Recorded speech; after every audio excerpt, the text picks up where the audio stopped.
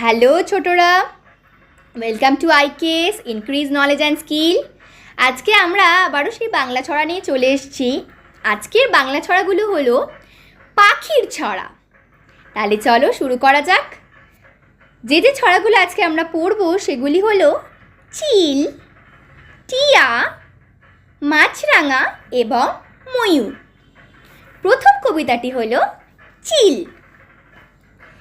দূর আকাশে উড়তে থাকে, খুঁজে বেড়ায় ঝিল, মাছগুলো সব দিচ্ছে ঝিলিক, নজর রাখে চিল। আবার পড়ি, চিল। দূর আকাশে উড়তে থাকে, খুঁজে বেড়ায় ঝিল, মাছগুলো সব দিচ্ছে ঝিলিক, নজর রাখে চিল। পরবর্তী